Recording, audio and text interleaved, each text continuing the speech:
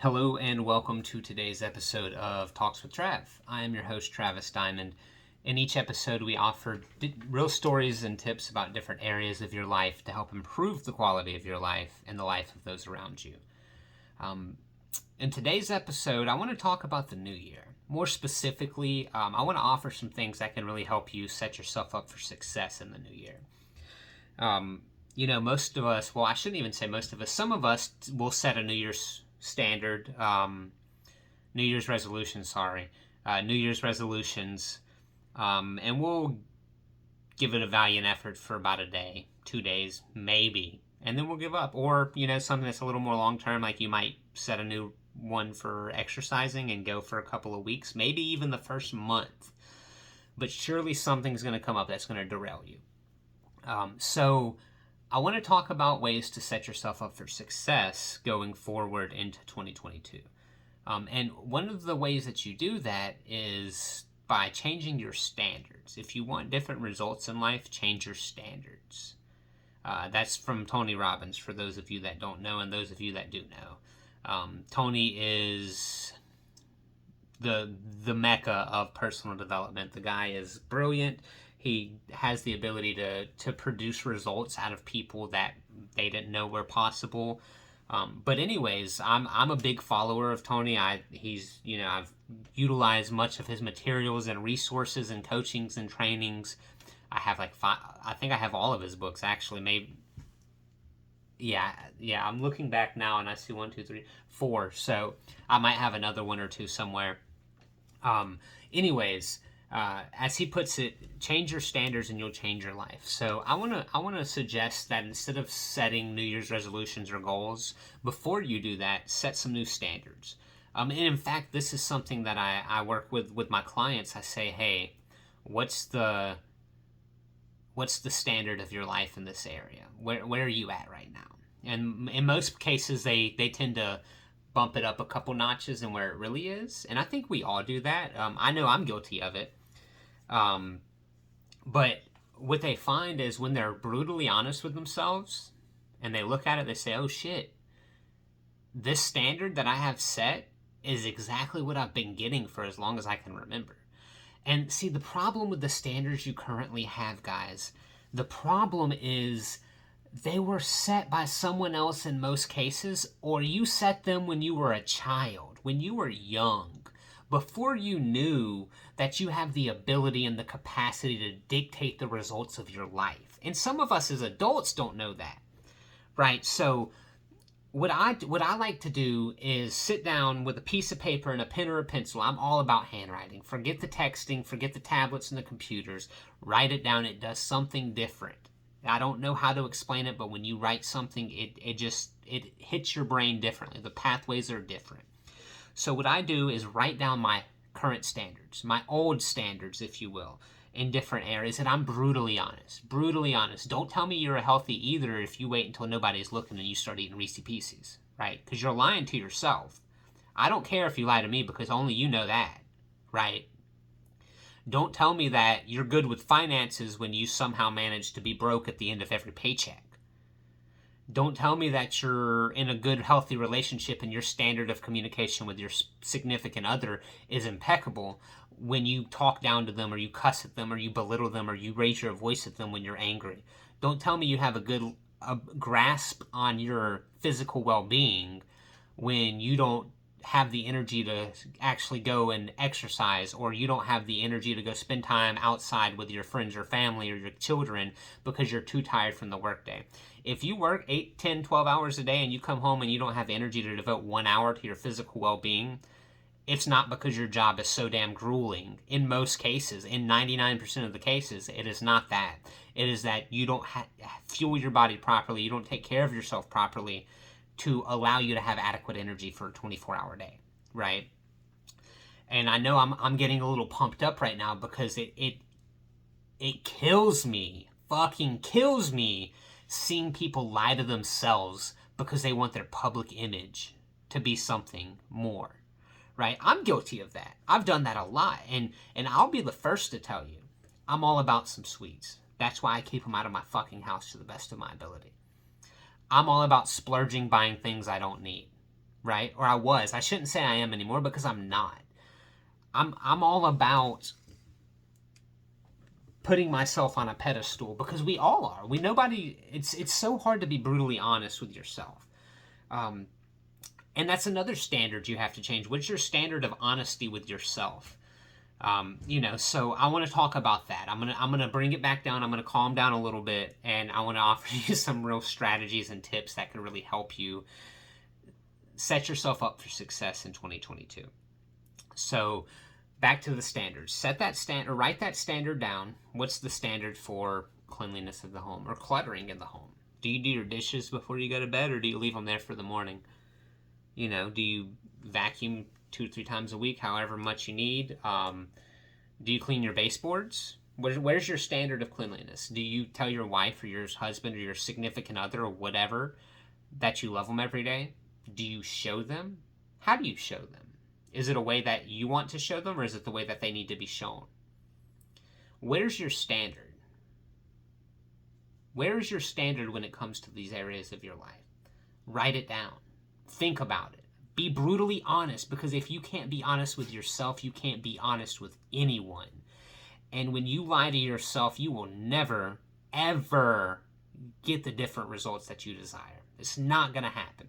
Because when you can come up with an excuse to justify your lack of results, your lack of success, and it's never you, it's never the man in the mirror or the woman in the mirror, it's never that, it's always some external factor or someone else, you're never going to be in the position to succeed because you're a victim, right? Change your standards. Okay, so I'll give you an example.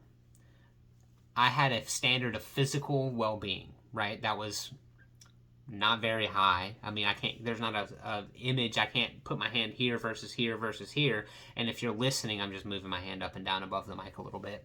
But for years, I didn't really care about my physical well-being because I, was in pretty good shape. Through no fault of my own or through no action of my own. I was just young. And then 25 happened. I turned 25. I started getting a gut. My love handles expanded. I put on like 50 pounds. Next thing I know, I'm 200 some odd pounds, 220 pounds. Have a desk job, too tired to go exercise. Everything that I just told you not to do, I was guilty of doing. That's the reason I say it, because that was me 2-3 years ago. I was the one making bullshit excuses saying I can't do it because the world is against me, because my job makes me too exhausted mentally and emotionally and physically. I just don't have it in me. I've got to get up early. I need to do this. I got to do this. I just need to unwind and play some video games for a little bit. Just leave me alone. I don't want to go exercise. I don't want to eat right. Give me that pizza. No, you don't get any of it. That's my whole damn pizza. That's my large pizza. I'm eating every slice. That was me. That's why I care so much about this, because when I look at people, when I look at my friends and my family and the people that come to me for guidance and advice and coaching, I get fired up. I get pissed because I see me in them. I see the Travis that I killed years ago. See, I wrote this, I don't even know what it is. How do I explain? I wrote a script basically that I use to talk about how we have different versions of ourselves that exist for everyone, especially for yourself. So it goes by saying, I made the decision to kill myself the other day. Not in the sense from pills or bullets or driving into a pole. Rather, kill off the old version of me that no longer serves a purpose in my life. If you hear that and it doesn't give you goosebumps, you're not ready for change. You don't want change, because when you really think about making the conscious decision to kill off a version of you that no longer serves you, like, that is profound. When you're at a point where you're ready to make those changes, that's what you're doing. You're killing off that version of you that no longer serves a purpose. And the version of me that allowed myself to get to 220 pounds and eat that whole large pizza and drink all the sodas and the shit food, that version of me had to die. Had to die a slow, grueling, painful death. Some versions of yourself in areas you can kill off quicker. But it ain't easy to drop 50 pounds. It really isn't. 45, 50 pounds, that's what I've done. In the last 6 months, I have dropped 7 months. I have dropped from 220 plus pounds. This morning I weighed 177. I've done that by running until I get blisters, not every day, but just running. I've done that by exercising, by cutting out shit foods, by not eating late, by fixing my diet, just creating an actual plan that allows me to have energy throughout the day, creating a plan and following through with that plan of action that allows me to have that longevity that I need, that helps me create, to allow the new version of Travis to be born, that is going to help me accomplish everything I need to accomplish going forward. You have to make the decision to kill off the version, to kill yourself, the version of yourself that is holding you back, before the new version of you that can springboard you forward can be born. Until you make that decision, you need to stop listening, because it doesn't matter what the fuck I say, you're not going to make the changes. But if you don't know how, please keep listening. I got you. I promise. I've been there. I've done it. I've done the studying, the research, the coaching, the training, the actions. I've taken the actions. I'm still taking them this very second. The version of Travis that used to exist, that would have never recorded this episode with passion or recorded this episode, period, died. I killed him. Killed him off. Didn't hesitate to do it, because what I am today is significantly better and more useful and beneficial in me accomplishing my goals than the version of Travis I used to be. And when you get to a point where you're ready to make that change and you don't know how, there's tons of things out there that you can find, but I want to share some with you. One of the most powerful things, again, is changing your standards. Write down where your standards are in your life. Are you willing to eat 30 minutes before you go to bed? Do you wait until no one's looking to drink that beer, or to take that shot of whiskey, or to eat those Reese cups, or whatever it may be, right? Is that you? Do you procrastinate and play video games and then just be like, well, I don't know, there's so many things for me to do, I don't have enough time in the day? Where are your standards in every area of your life? If that's too broad, if that's too much, then look at the areas of your life that you truly want to change. Where are your standards there? Write them down. Don't type them, write them. And then next to them, be it on the same page or next page, you write down what that new version of Travis, the version of you that's going to be born, looks like. Write down the version of yourself that you're killing, and write down the version of yourself that you're creating. That's what you do if you want to change your standards. And then you write for every old standard, there's a new standard, because for every old Travis, there's a new Travis. For every old you, there's a new you, okay? And once you have those standards down, you now have the grand vision, the big overarching end game, the end goal, right? These are my new standards. I'm no longer going to go to bed with dishes in the sink. I'm no longer going to eat sweets or drink sodas. I'm no longer going to eat 2 hours before bed. I'm no longer going to eat poor. I'm no longer going to spend all my money. I'm no longer going to consume alcohol. I'm no longer going to do drugs. I'm no longer going to party.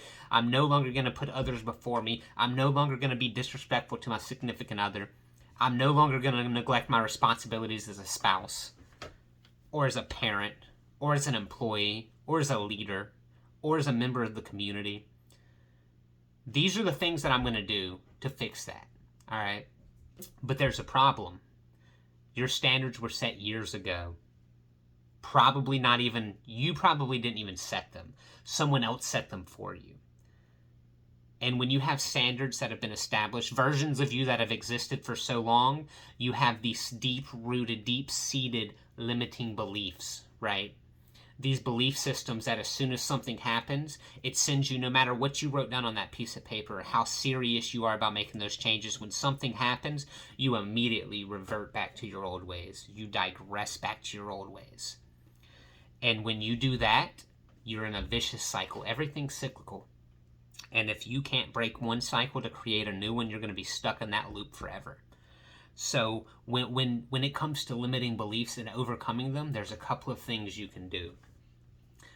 Speak it into existence. What does that mean? People are like, oh, that's silly. You can't just, law of attraction doesn't work. You can't just say I'm going to do this or I am this and it magically happens.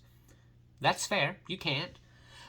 But what you can do is speak it into existence in the sense of saying it every day with passion, with seriousness, with sincerity, believing that, hey, I am now a leader. I am the version of Travis that exists today is the one who is willing to record this podcast and publish it for the world to see, or for the 15, 20, 30, 50, 100 people that may look at it. It doesn't matter if it's 1 or 1 million.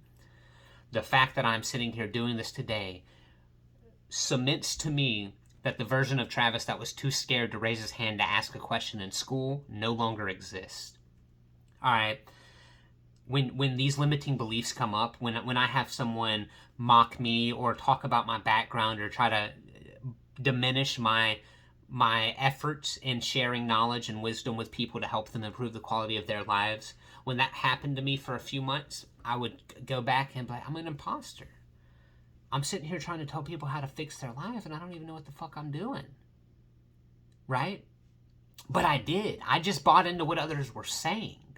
That's all I did. I bought into what the fuck others were saying. People that don't know me, or what hurts is the people that do know me, that have my contact information, my phone number, and still choose to talk about me behind my back.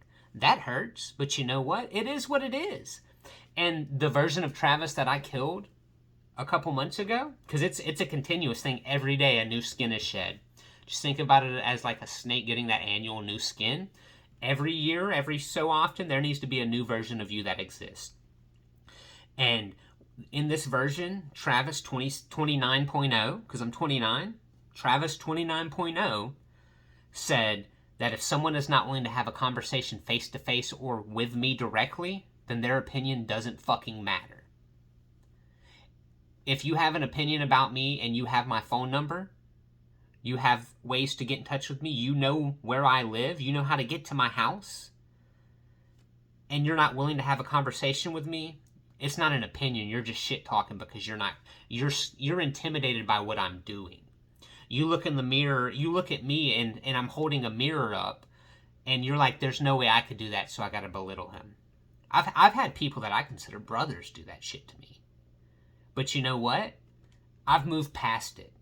I've moved forward because I know the people that talk down and talk bad about what I'm doing, we're never going to benefit from what I have to say anyways. We're never going to listen to my podcast or never get any of the resources that I offer. Right? So in the new version that exists, I don't care. I have nothing but love for these people, by the way. There's several of them. There's multiple people that have taken steps away from me for various reasons, and they talk bad about me and talk down about me and try to belittle me or mock me and what I'm doing. And it could be a fucking blizzard outside and I give them the shirt off my back. Because I don't hold them to my standards, I hold me to my standards. And just because you want to talk bad about me and it gets back to me, doesn't mean that I'm going to stop caring about you and stop loving you. It means I'm just going to keep you at arm's length. Wish you the best. That's what it means. So when you put yourself in a position to kill off the version of you that no longer serves you, you're going to run into those limiting beliefs. You're going to run into the people that tell you can't do it or mock you or mimic you or want you to come back to what you were doing. And it's not because they don't want you to succeed. They just don't want to see their failures in their face. I'll give you an example. Shortly after high school, I started, I guess it'd be my second addiction because my first one was cigarettes. I smoked those in high school. But I became addicted to prescription medication. And as I started getting clean, I would find people mocking me and talking down up to me and like just shit talking because I'm literally not doing drugs anymore. That's the only change I made. Well, there was more that goes with it because when you're not doing drugs, you don't do certain things. But I stopped doing drugs. I started cleaning up my life. I started listening to personal development and self-help stuff and motivational speeches, and I just really started trying to fix my shit. And I had people that I considered friends, very close friends that I would get high as a kite with. And when they realized that I was no longer getting high, it wasn't because I was getting sober that they didn't want anything to do with me or they wanted to talk down to me. It was because of the fact that We were doing it together. We started together and I stopped and they continued. So if you you get into shape and your friends start making fun of you for working out, that's insecurities. That's them being self-conscious and pushing it on you, because if the people that they hang out with don't change their lives, they don't have to. Furthermore, when the people that you were living a certain way with recognize that they can't, or it's too hard, they're really going to try to pull you back. As Jordan Peterson says, it's like the lobsters in the crabs in the crab trap. The lobsters that just pull you back down when you're almost out, but they pull you back down, right? That's what your limiting beliefs are too. That's why I keep harping on this. It's not just people, it's those instilled beliefs that you have from childhood. And how do you get past it? Well, one of the ways you do it is by talking to yourself in a positive light, looking in the mirror and saying with passion and with sincerity, I don't know, I am healthy, right? I am someone who lives a healthy life. I am athletic. I am energized. I am financially secure. I make the correct financial decisions. I am no longer someone who splurges. I think through whatever, you know what I'm saying? Like all of those things, and there's a million of them. Go to fucking Pinterest and look up affirmations. And yeah, it might sound a little silly looking in the mirror and saying these things, and you're going to feel super, super weird, right? But you should, because it's novel, it's foreign. You've never done it. You've never experienced it. You know how, like when I'm in the process of building a website, I've been doing it for a while. And every day I get on this thing when I get a new thing that comes up on the system I use. I get a new process that I don't know about. Instantly I'm like, insecure. Travis, you can't do this. You need to figure out someone else to do it. You need to find someone else to do it. Well, that's not an option, because I don't have a couple of grand to pay someone to make a website for me. It's just not there. So what do? I push myself through it, and the whole time I'm like, Travis, you can't do this. You can't do this. And then I start thinking. Every time in my life I've had something new come up that I was uncomfortable doing, I got irritated. I thought about all the times at work a new process rolled out, and I would get frustrated because I didn't fully understand it, and I felt fraudulent. I felt like someone who, like a snake oil salesman, someone that just was talking but didn't really believe what they were saying. If I'm sitting here trying to teach my team how to do something that I don't understand, that's very insecure for me. I was a very insecure situation. And I still experience that. But what do I do differently? Now I say, Travis, that's correct. You don't know what the fuck you're doing, but you're going to learn. Because the version of Travis that would complain about not knowing and doing nothing is dead. The version of Travis that's building this website is the version of Travis that's going to step up and push through this insecurity and this uncomfortableness and this stress and learn how to take these actions to do the things that I need to do to build this website. Because Travis, me, the person I am today, is someone that sets goals and works towards them until they're accomplished. I don't give up when it gets hard. That's when I double down. When most people quit, I give even more, because that's what separates those who have and those who don't, those who want and those who have, those who won't and those who will, those who can't and those who can, those that don't and those that do. I can do this all day. So those limiting beliefs are real, and the positive affirmations, the positive incantations, changing your physiology, speaking them into existence with passion, that's one of the ways you do it. What's another way? Taking action, rebuking any limiting beliefs. Let's say, let's say, we'll go back to the dishes in the sink. It's 10 o'clock at night. You're getting ready to go to bed. You got to be up at 6 in the morning. Walk into the kitchen and get some water to put on your nightstand for your middle of the night thirst. See, there's dishes in the sink. That old version, say, okay, and just go on your way. The new version is going to start washing dishes, but yeah, there's a lot of dishes. And it's going to take 30 minutes, and then I still got to do my nighttime routine, and at this point, I'm going to lose an hour and a half of sleep, and I'm going to be tired. Well, you know what? It's at that point when the new version has to say, hey, I'm going to do this, because this is the standard that I've set in my life. I don't go to bed with dishes in my sink. And I'm using that as just a general example. The same can be applied to anything. You know, I picked up running a few months ago, like I talked about, and I ran a half a marathon, which is 13.1 miles the other day. It wasn't a race or anything. It's the second time I've done it. I was just doing it, just training, right? I can't even say training because I'm not necessarily training for like a marathon or a race. I'm just training myself to be better.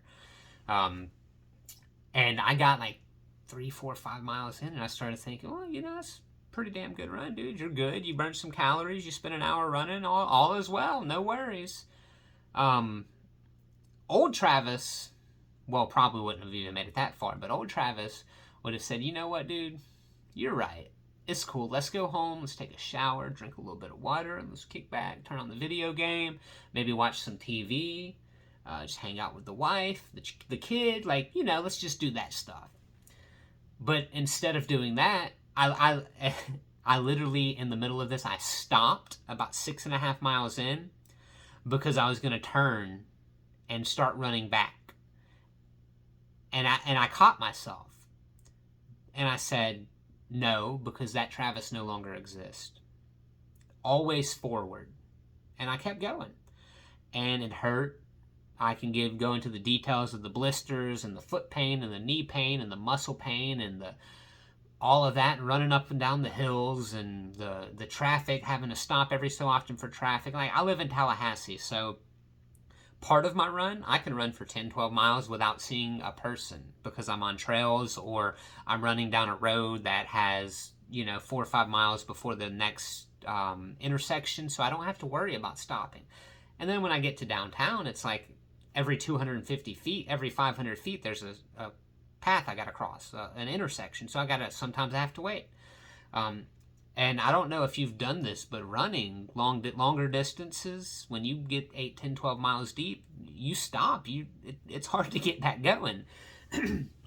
But I fought through. That's the point of all of this, is to tell you to fight through those limiting beliefs. The beliefs that tell you can't or you shouldn't, or it's easier not to. Or it's easier to do this instead of that, right? So you have to talk about it, because what you talk about comes about. Because when you talk about something like the law of attraction, this is how it works. People are like, oh, the law of attraction, if I think I'm going to be rich, I will. No! What are you talking about? That's not even remotely close. You have to think about it in the tense that you have it, and what happens is it's at the forefront of your mind. When you write the affirmations on the mirror and you say them daily, they're on your mind. You're cementing them into your brain.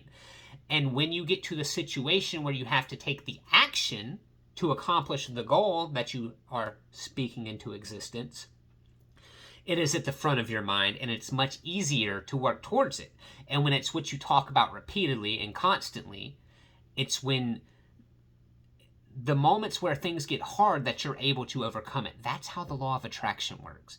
It doesn't work by saying, I'm going to speak it into existence. No, because if that was the case, we'd all be wealthy. We'd all be billionaires with perfect health. Let's face it. So you have to take the action. And that's where goals come in. See, you have your list of the new version of you, the new standards that you set. And with that, you need to write down some tactics, some things that you can do to work towards being that new version. So again, if it's dishes in the sink, what's the goal? Wash the dishes every night before bed. Or, call me crazy, but wash them when you use them. Like when I cook, I wash my dishes when I get done before I eat, the dishes are done in most cases. That's just how I do it. I don't know why. It's a standard that was set years ago, and I've stuck to it because it's effective, it's helpful, it's positive. But I'm getting close to wrapping up. I know I just kind of been long-winded on this, but you have to set those affirmations that match the new version of yourself. If the version of yourself is someone who sets the standard of working out 3 times a week, write an affirmation to mirror that, to be close to that, and talk it, speak it into existence every day. And then from there, set the goals, the actions that you set. Let's say, hey, I want to, if you're working out every day, maybe you want to be able to lose 20 pounds. All right, so set that as your goal, and then you set a series of smaller goals to accomplish that. Work out 3 times a day. Improve your diet. Something as simple as replacing soda with water, or with sparkling water, without the sugar, without the crap in it, can drop 10 pounds in no time. No food 2 hours before bed. That'll do it. Like, you don't have to change your life. Just make subtle changes and then slowly work towards it. That's where goals come in. You have to change your standards. You have to fix your limiting beliefs, eliminate them, and change them.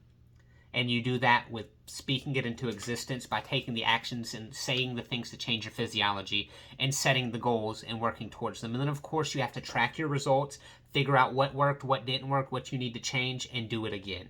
And keep going until you accomplish it. It's cyclical. Everything is cyclical. So that's what I have for you. I hope you find it useful, because this is something that a lot of us need. If you want to change your standards, if you want to change your life, you have to change your standards. Period. Point blank. End of discussion. So with that being said, I'm not sure yet how many more podcasts I'm going to get in before the end of 2021, but I'm sure there'll be 1 or 2 more. And with that, I will go by saying, do everything you can now to figure out where your standards are, because it's not an easy process. It's not something that you can sit down over an hour and do. Go ahead and start being brutally honest and experience those limiting beliefs so you can get a true understanding of what I'm talking about. Think about it, because most of us run on autopilot with those things, so we don't even notice that we're limiting ourselves because of our beliefs, right? So, as always, I thank you so much for listening. Forgive me for the gap in episodes. There's a lot going on in my personal life. I'm launching a business, so there's a lot going on with that. Just chaos all around. I'm getting better, again, not perfect, far from it, but thank you so much for your time. It's always appreciated. And until next time, guys, y'all take care.